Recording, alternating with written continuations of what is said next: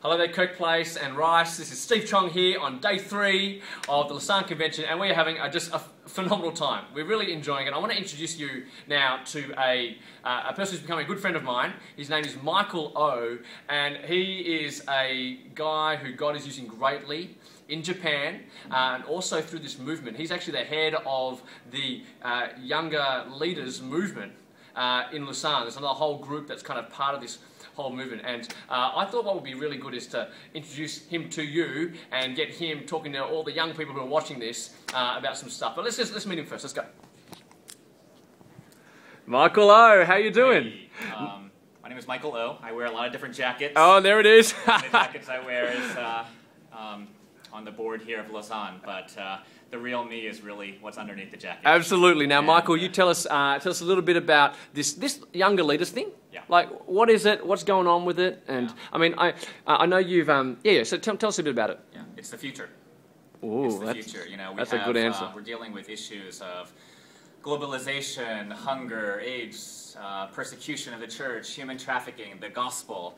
But the fact of the matter is that the things that we're talking about impact our generation, my generation, your generation, even more so than the people who are here many of the people who are here talking about these things. So we have 1,000 younger leaders here. 1,000? Are you for real? Are under 40 years old.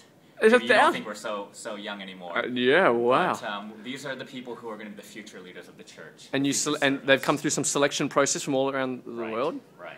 Wow. So it was kind of a hard seat at the table to get. Yeah. But these are the right people who are here, and the people who are going to be the movers and shakers, the people who God is going to use to impact. Absolutely. You've got a convention. When's your next gathering with the young leaders all get together again? 2015. Wow. Invitation for those of you who will probably be about 35 years or younger.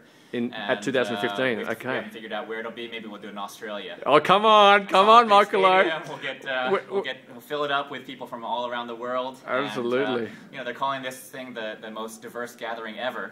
Yeah. And our last younger leaders gathering in Malaysia was 550 young leaders from 111 nations. Wow. I think it was probably the most diverse gathering of young leaders in the history of the church. Wow. Now, Michael, you've been benefited from being able to speak at some large gatherings recently. You've spoken at John Piper's Desiring God conference, and also, what's this other conference? Urbana, which has got how many people go to this conference? 17,000. Just a small conference, 17,000, small conference. Now, tell us, how have you gone as a younger person? Like, what kind of pressures have you felt in ministry? Because you've been, you've been doing lots of big platform kind of speaking, but you're quite young. So how do you feel about that? Yeah.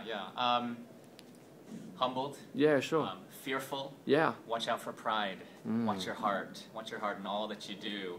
I used to speak on different campuses around the country and different places in the world on the theme of "Come be a nobody for Christ." Yeah, wow. I spoke about that at Urbana. I spoke about that at Wheaton College and other places. And at Urbana, a Wheaton student said, "What do you do now that you're not a nobody?"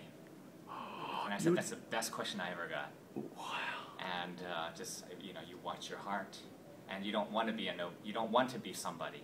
You want Christ to be somebody in other people's lives. And if you make that your passion, your heart, your conviction, your calling, then God will take care of the rest, because God loves us. Even when we are faithful, He is faithless. He is faithful, for He cannot deny Himself. And I'm thankful that God is a God of grace to this big sinner.